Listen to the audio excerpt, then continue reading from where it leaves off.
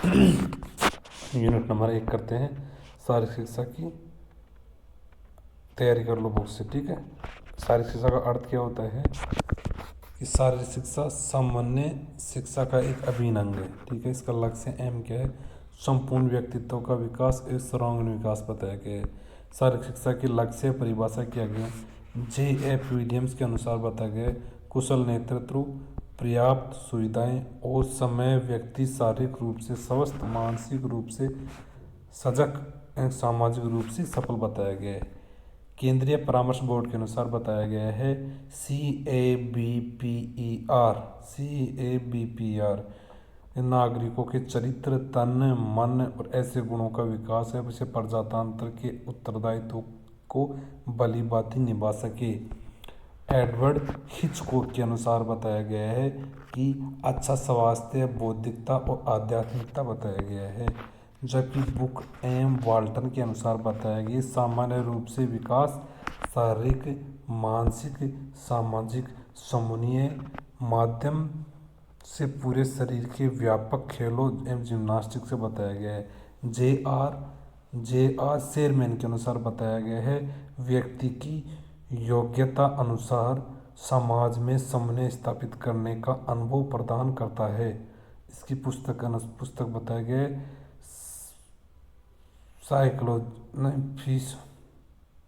Philosophy of psychology education, इसकी पुस्तक है।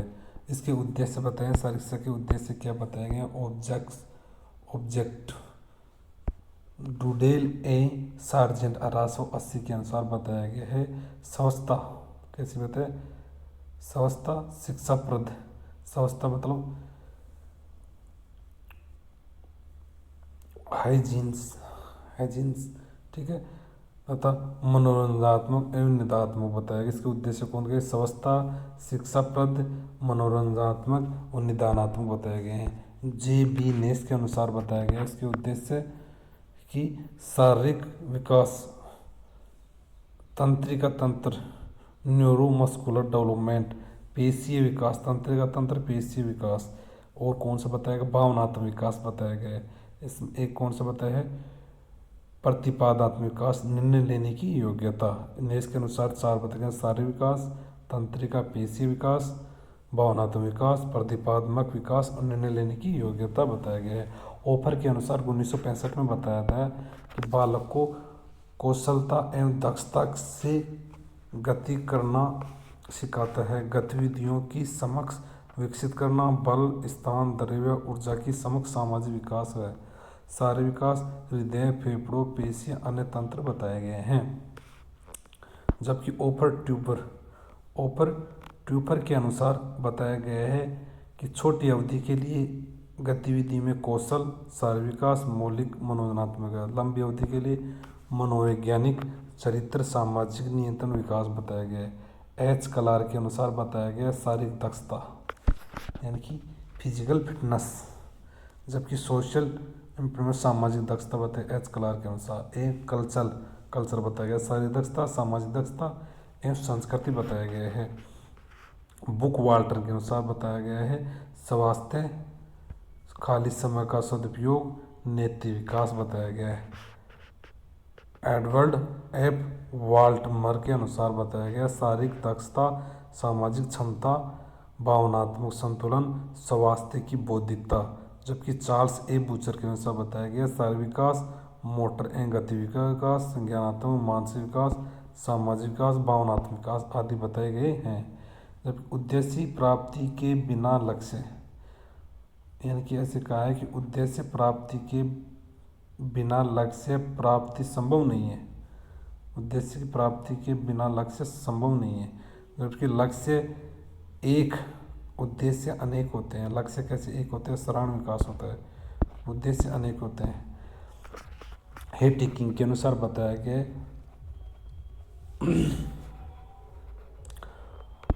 जबकि कोवेल स्क्वेन के अनुसार बताया गया शक्ति, न्यूरोपेशिया समन्वय, बौद्धिक, निदात्मक, प्रतिपादात्मक, व्यक्तिगत एवं सामाजिक समन्वय, राष्ट्रीय शारीरिक शिक्षा और मनोरंजन योग्यता।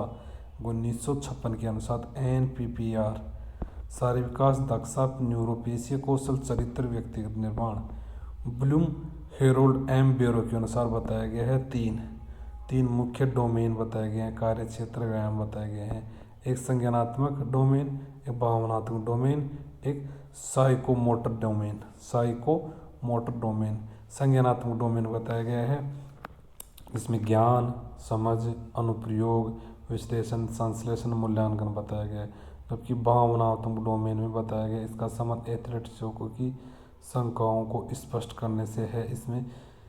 इससे उन्हें शारीरिक शिक्षा के प्रति उचित सकारात्मक दृष्टि विकसित करने में मदद मिलती है।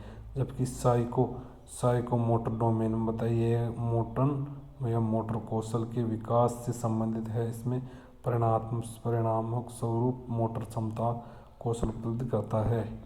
एच सी बक के अनुसार बताया गया है कि शारीरिक विकास, मस्तिष्क पेशीय समन्वय, खेल के उचित क्षमता विकास, सामाजिक चारित्रिक विकास, अच्छी आदतों और स्वभाव का विकास बताया गया है। शारीरिक शिक्षा के प्रमुख उद्देश्य बताए हैं कौन कौन से? शारीरिक विकास, कौशल का सामाजिक विकास, मानसिक विकास, कौशल का विकास, चरित्र विकास, नैतिक का विकास, प्रतिपादक विकास, न्यूरोपेशी विकास, अच्छा स्वास्थ्य विकास, भावनात्मक विकास आदि बताए गए हैं। जबकि इसके स्कोप क्षेत्र, शारीरिक शिक्षा स्कोप क्षेत्र बताए गए हैं। शारीरिक शिक्षा का उपयोग किया जा सकते हैं, शारीरिक शिक्षा का उपयोग किया जा सकता है। विषय के रूप में शारीरिक शिक्षा को विभिन्न रूपों में पढ़ा जा सकता है, जैसे इतिहास, स्वास्थ्य, मापन, मूल्यांकन, खेल, पत्रकारिता, सामंजस्य, शरीर की रचना, दर्शन शास्त्र, खेल, मनोविज्ञान, गति विज्ञान आदि बताए हैं। क्रिया के रूप में शारीरिक शिक्षा को विभिन्न रूप में प्रदर्शित किया जा सकता है। खेल, चिकित्सा, शोध प्रक्रियाएं, खेल कूद एवं तैराकी, आत्मरक्षा क्रियाएं, बुनियादी व्यायाम, मनोरंजन क्रियाएं, योग एवं साहसी खेल प्रदर्शन। सेवा के रूप में निर्देशात्मक पहलू, स्वास्थ्य, मनोविज्ञान, एक्स्ट्रामुरल फिटनेस एवं मनोरंजन कार्य में व्यक्तिगत एवं टीम खेल, जिम्नास्टिक, मनोरंजनात्मक, आत्मरक्षा बताया गया है। जरूरत एवं महत्व के अनुसार बताया गया है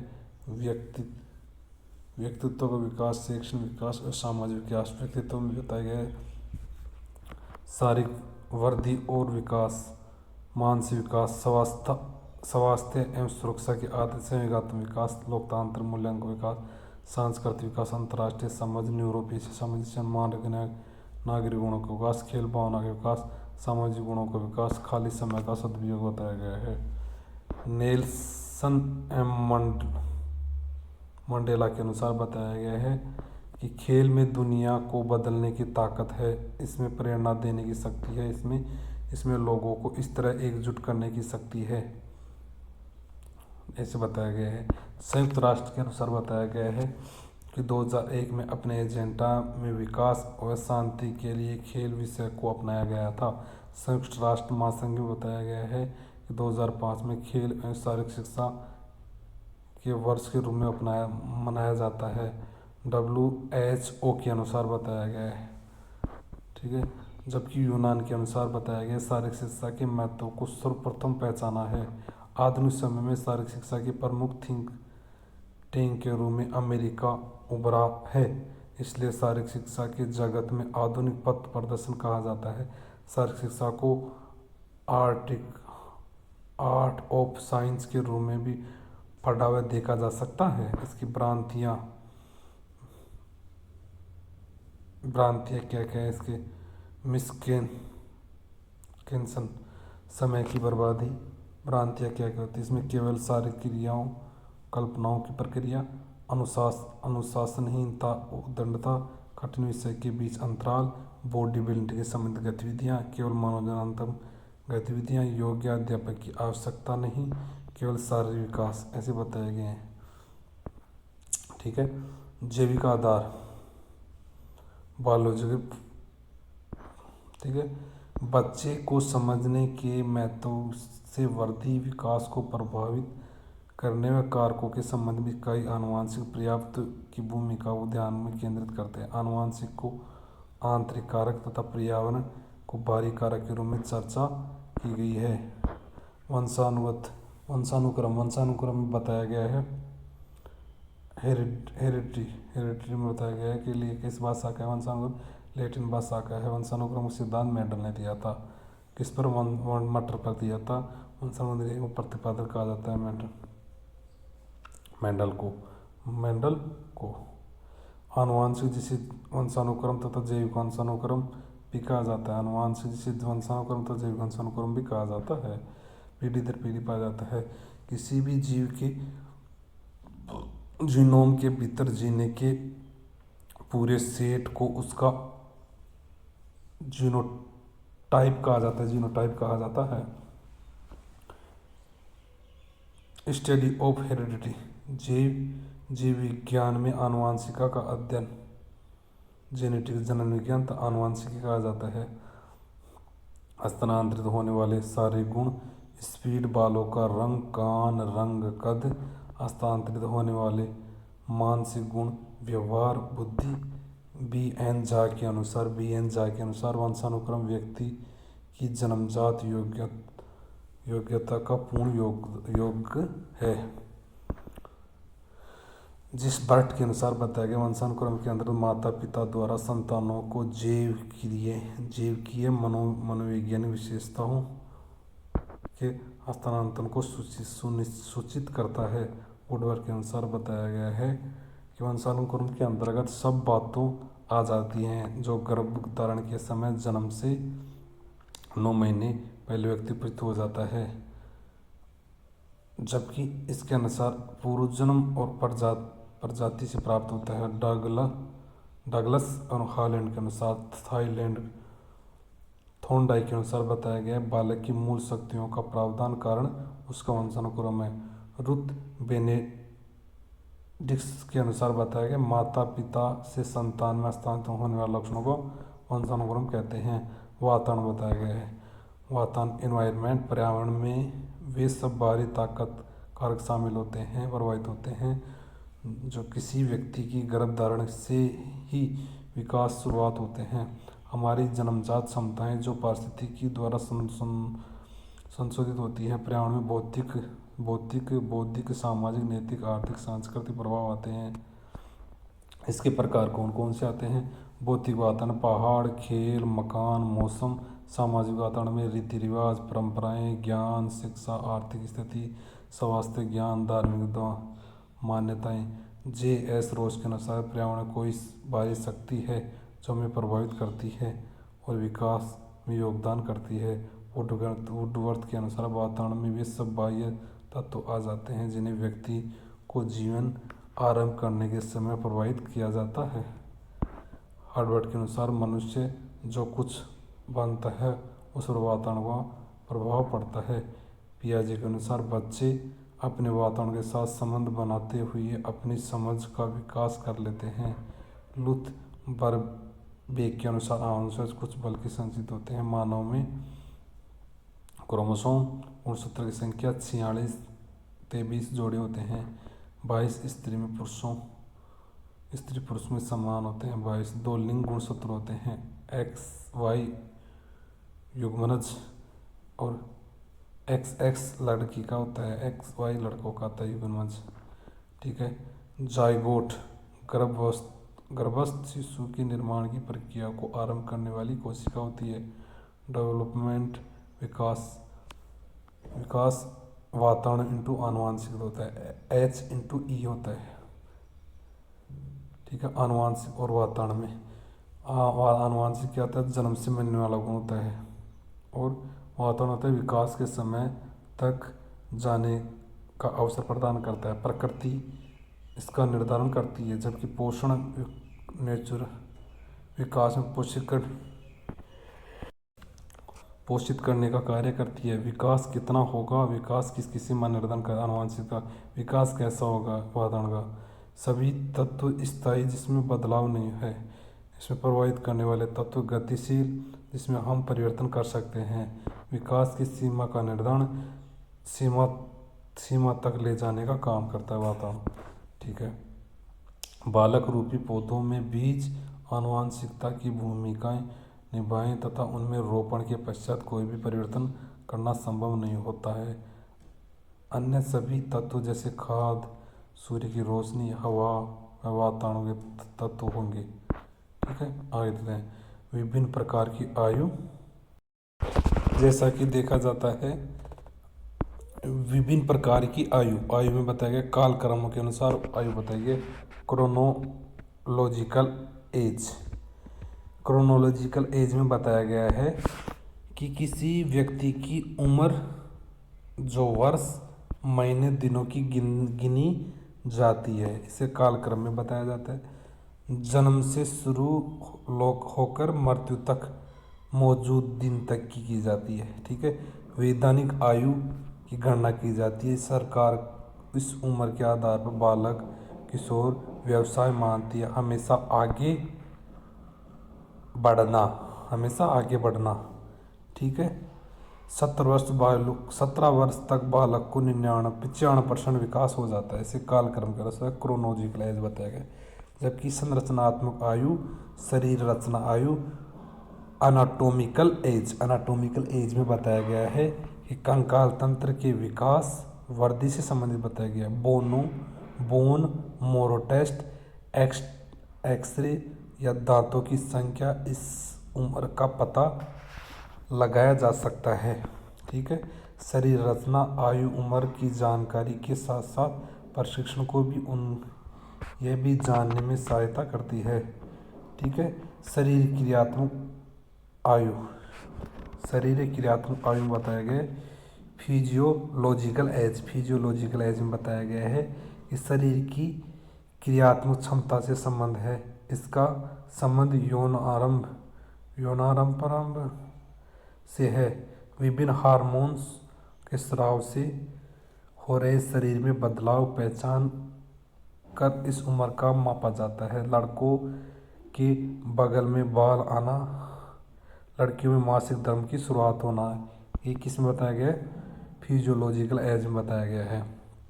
जबकि मानसिक आयु मेंटल एज में बताया गया है कि मनोवैज्ञानिक टेस्ट द्वारा मापी जाती है। ठीक है, इसका विचार सर्वप्रथम अल्फ्रेड बिने द्वारा दिया गया था। तत्काल स्टर्नम द्वारा मानसिक आयु मापन के सूत्र दिए गए हैं। अन्य सभी आयु प्रकार की तुलना शारीरिक शिक्षा में इस आयु का महत्व कम है। ठीक है, शरीर का वर्गीकरण में बताया गया है। सर्वप्रथम शरीर वर्गीकरण किसी हिपोक्रेट्स 400 ईसा पूर्व में दिया था। फिथिसिक हैबिट्स लंबा शरीर बताया गया है। एपोप्लेटिक हैबिट्स छोटा शरीर बताया गया है। इसने हिपोक्रेट्स ने 2 प्रकार, 2 शरीर बताया, एक छोटा शरीर, एक लंबा शरीर। लंबा शरीर को क्या कहते हैं? फिथिसिक हैबिट्स, जबकि दूसरा छोटा शरीर में बताया गया एपोप्लेटिक हैबिट्स छोटा शरीर बताया गया है। हिपोक्रेट्स ने व्यक्तित्व को शारीरिक तरल पदार्थ के रूप में वर्गीकृत किया गया है। आकृति और आकार के आधार पर शरीर का वर्गीकरण प्रस्तावित करने वाले पहले व्यक्ति रोस्थन है। कौन है? रोस्थन है। ठीक है, क्रेसमेयर के अनुसार बताया गया। क्रेसमेयर की पुस्तक कौन है? फिजिक एंड कैरेक्टर 1925 में दी थी। इसने कितने प्रकार का बताया? क्रेसमेयर ने 4 प्रकार का बताया गया। शरीर का वर्गीकरण कितने प्रकार? 4 प्रकार का। एक होता है पाइकनिक या साइक्लाइड। इसमें बताया गया है कद कैसा होना चाहिए? छोटा, चेहरा गोल, शरीर लंबा, गर्दन छोटी, मोटी चर्बी की प्रधानता, पेट आगे, मिलनसान, यानी कि कैसा बताया गया? सामाजिक, विनोद प्रिय, बहुमुखी, 0 बताया गया इसका इसमें। ठीक है, एस्थेटिक सीजोइड किन बताया गया है? कद व भुजाएं लंबी, दुबले पतले, छोटे कद, भुजाएं पतली, सीना छोटा, आत्म केंद्रित, बुद्धिजीवी, एकांत प्रिय, सहनशील, ये आदि बताया गया है। जबकि रोग तो कौन सा बताया, एस्थेटिक में रोग सीजोइड, और इसमें कौन सा है, पाइकनिक में साइक्लाइड रोग बताया गया है। इसकी विशेषता ये बताई गई है कि सहनशील होना चाहिए, बुद्धिजीवी होना चाहिए, जबकि ये समाज प्रिय पाइकनिक। आगे बताया गया है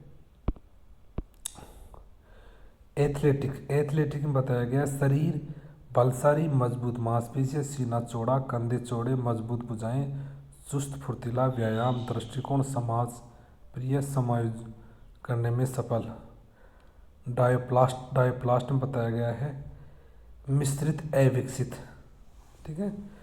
विलियम विलियम एच शिल्डर ने संरचनात्मक मनोविज्ञान का जनक कहा जाता है। विलियम एच शिल्डर ने संरचनात्मक मनोविज्ञान का जनक बताया गया था। इसकी पुस्तक कौन है, पुस्तक वेराइटीज ऑफ ह्यूमन फिजिक 1940 में दी थी। वेराइटिक ऑफ टेपरामेंट 1942 में, एटलस ऑफ मैन 1954 में दिया था। इसकी बनावट सोमेटो टाइपिंग के आधार पर प्रथम वर्गीकरण किया था। सोमेटो टाइपिंग के आधार पर प्रथम वर्गीकरण किया था। शेल्डन का शरीर वर्गीकरण पोंडलर इंडेक्स, ट्रंक इंडेक्स व कद से मिलकर बना है। इसकी स्केल 1 से 7 स्केल बताया, कितने 1 से 7 तक की गिनती वाली स्केल बताया गया इसने। ठीक है। इस स्केल के आधार पर कुल प्रकार शरीर के 343 बताए, 343 शरीर हो सकते हैं स्केल के आधार पर। एक तो एंडोमॉर्फ को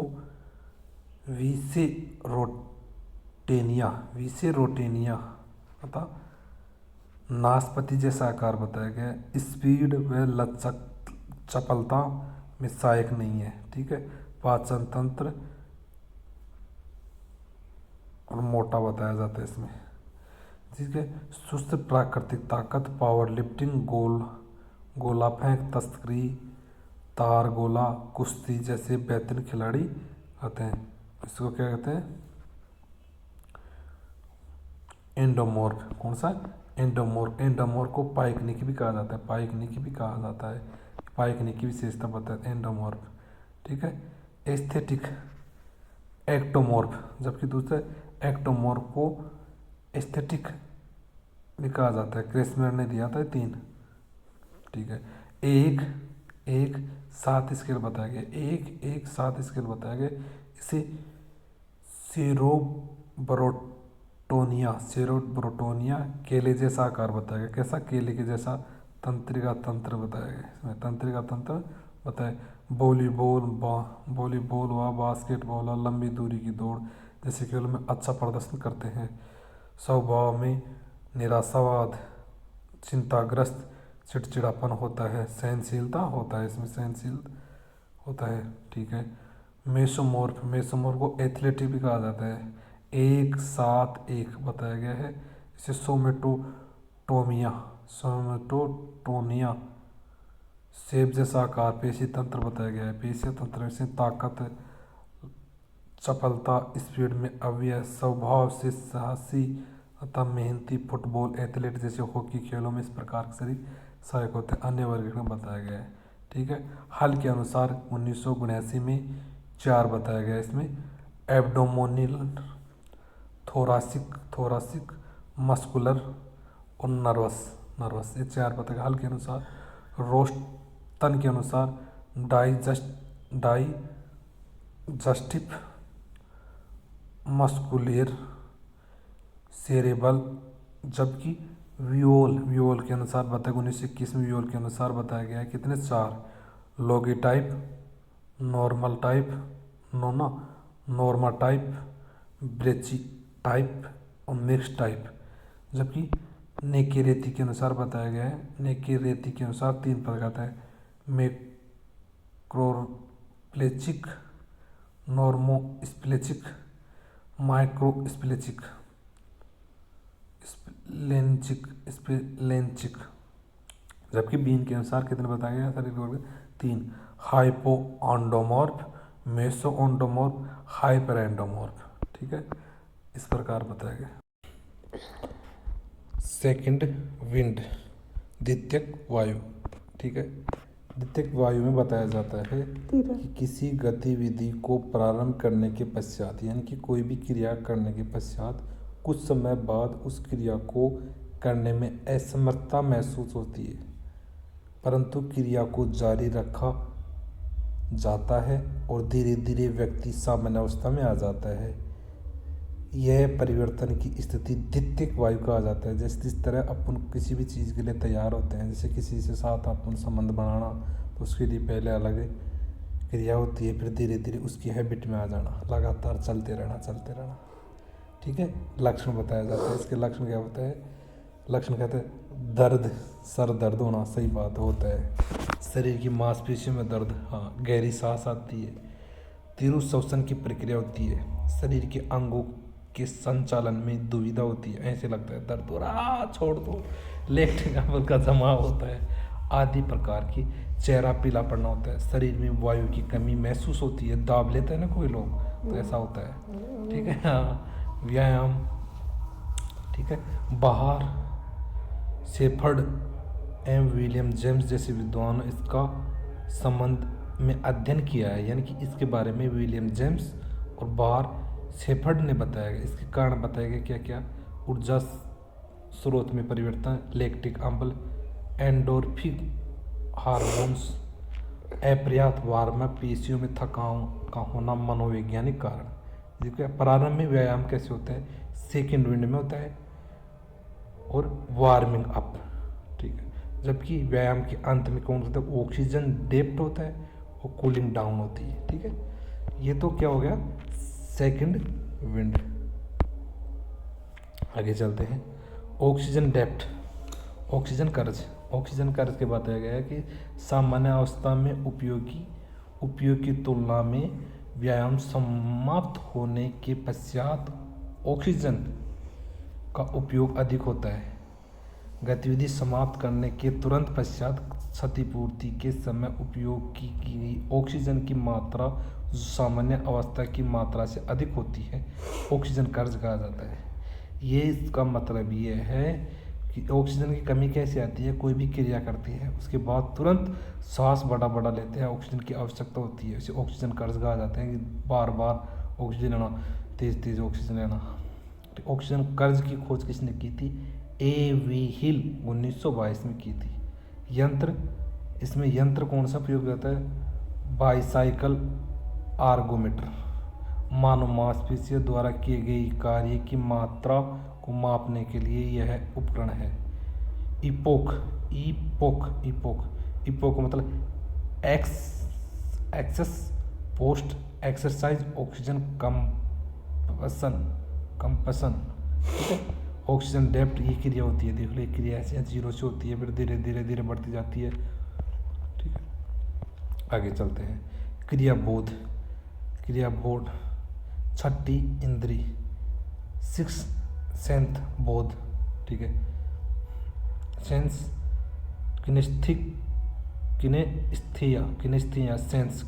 सेंस के बारे में बताया गया है कि इसका शब्द सर्वप्रथम प्रयोग बेस्टियन ने 1888 में दिया था, 1888 में किया गया था। ठीक है, इसमें क्रियाबोध में क्या होता है कि हमारे शरीर यानी कि यह हमारे अंगों और धड़क की स्थिति और गति को समझने की क्षमता को संदर्भित करता है। अच्छा क्रियाबोध एक खिलाड़ी खेलने के दौरान संतुलन बनाए रखने में सहायक है तथा खिलाड़ी के प्रदर्शन सुधार लाने के साथ साथ चोट से भी बचाव करता है, जैसा कि फुटबॉल, कुश्ती, बिना पहने टाइप करना।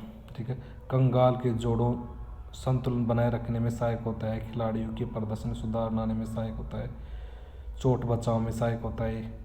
क्या ये क्रियाबोध? कंकाल के जोड़ों की स्थिति एवं गति को सटीक रूप से जानने में क्षमता होती है। इसका संबंध मस्तिष्क, सेरिबेलम, पेराइटल कॉर्टेक्स भाग के है ये। ठीक है, प्रोपिसोप्स मस्तिष्क की जानकारी भेजता है, हमारे पेशियों जोड़ों में पाया जाता है। ठीक है। समाज शास्त्र सोशियोलॉजी, समाज शास्त्र में बताया गया, अरस्तु के अनुसार बताया जो व्यक्ति समाज में नहीं रहता है या तो ये दैत्य है अथवा भगवान है। ठीक है। वार्ड के अनुसार बताया गया समाज शास्त्र समाज का विज्ञान है। जिस वर्ड के अनुसार समाज शास्त्र सामान्यतः समाज के विज्ञान में परिभाषित किया जाता है। गाइडिंग के अनुसार बताया गया समाज एक संगठन है जिसके अनुसार औपचारिक संबंधों का एक मेल पाया जाता है जिसके तहत सभी विषय एक दूसरे के साथ जुड़े होते हैं। समाजशास्त्र समाज का क्रमबद्ध अध्ययन करने का विज्ञान माना जाता है। क्या कहते हैं? समाज का क्रमबद्ध अध्ययन करने का विज्ञान बताया जाता है। समाजशास्त्र सामाजिक जीवन, सामाजिक परिवर्तन और मानव व्यवहार के सामाजिक कारणों और परिणामों का अध्ययन है। समाज शास्त्रीय समूह संगठनों और समाजों को संरचना जांच करने के लिए आदि सामाजिक शास्त्र के दृष्टिकोण में से एक सामाजिक सांस्कृतिक अवधारणा घटना है। समाज लोगों का एक समूह है जिसके सदस्य परस्पर क्रिया करते हैं, एक निश्चित क्षेत्र में रहते हैं और एक संस्कृति का साझा करते हैं। सोशियोलॉजी लैटिन भाषा का शब्द है जो साथी कहा जाता है। लॉजी मतलब यूनानी भाषा का शब्द, सोशियो मतलब लैटिन भाषा का है और लॉजी मतलब यूनानी भाषा का शब्द है। सोशियो मतलब साथी, लॉजी मतलब अध्ययन। सोशियोलॉजी सर्वप्रथम प्रयोग 1780 में फ्रांसीसी विद्वान निबंधकार इमैनुएल जोसेफ सियेन ने अप्रकाशित पांडुलिपि में किया था। तो 1838 में अगस्त काम्टे ने नए रूप में सोशियोलॉजी परिभाषा दी थी। अगस्त काम्टे ने समाज शास्त्र का जनक कहते हैं। हमारा किसको? अगस्त काम्टे को father of sociology. Govind Sadashiv Ghurye भारतीय समाजशास्त्र का संस्थापक कहा जाता है। किसको? भारतीय समाजशास्त्र का संस्थापक कहा जाता है, गोविंद सदाशिव घुरिये को कहा जाता है। ठीक है।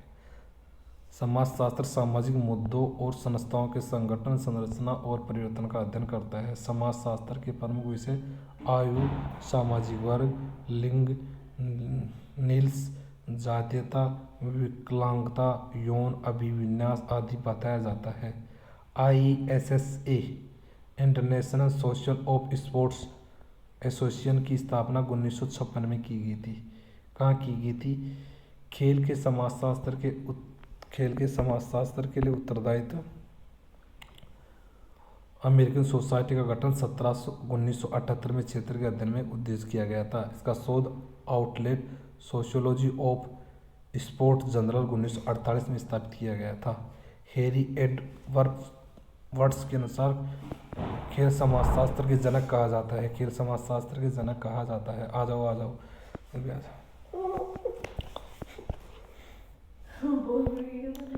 ठीक है, आगे चलते।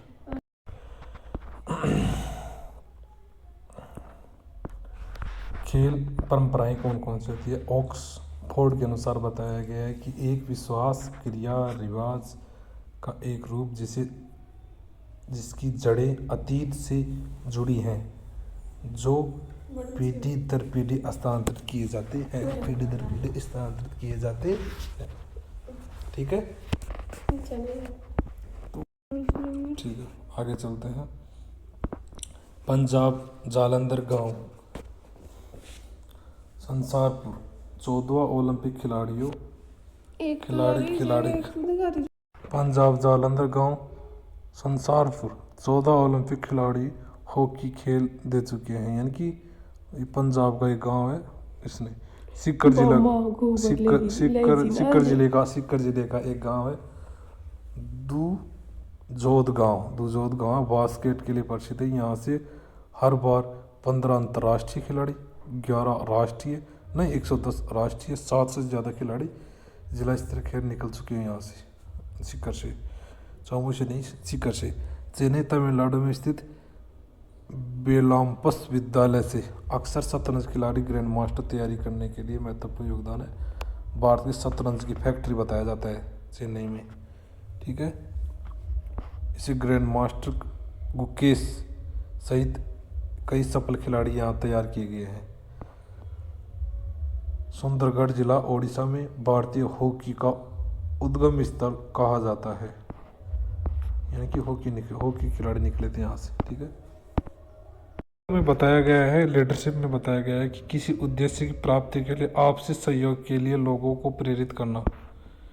ठीक है, आगे बताया स्टॉप नामक विद्वान ने बताया कि कोई भी व्यक्ति दूसरे के लिए जो आदर्शवादी कार्य करता है वो नेता कहलाता है, उसका कार्य नेतृत्व कहलाता है। जॉर्ज आर टेरी के अनुसार बताया गया समूह कार्य स्वेच्छा से कराने और लोगों को प्रभावित करने की गतिविधि नेतृत्व करती कहलाती है। नेतृत्व की विशेषता बताया गया नेता अनुयायी के मध्य संबंध। नेतृत्व का कार्य क्षेत्र निश्चित नेतृत्व किसी लक्ष्य या उद्देश्य की प्राप्ति हेतु किया जाता है। आगे ठीक है, आगे चलते हैं। नेतृत्व में आधिपत्य प्रधानता की भावना होती है। आदेश लेने और वह देने की क्रिया पारंपरिक होती है। नेतृत्व में श्रेष्ठता होती है। नेतृत्व के गुण कौन कौन से होते हैं? बुद्धिमान में क्या बताए? अच्छे स्वस्थ एवं व्यक्तित्व का धनी, अनुशासनीय, प्रिय। जबकि साहसी और निर्भर में बताया गया है कि तर्क संगत और न्याय संगत बताया गया है। योजना निर्माण करने वाला। ठीक है, आदर्शवादी विचारवादी में जोशीला, दूरदृष्टि और व्यावसायिक ज्ञान होता है। शक्ति के आधार पर नेतृत्व शैलियाँ कौन कौन सी है? सदावादी, आक्षेपीय, प्रजातांत्रिक। समूह गतिशीलता में बताया गया टीम डायनमिक्स।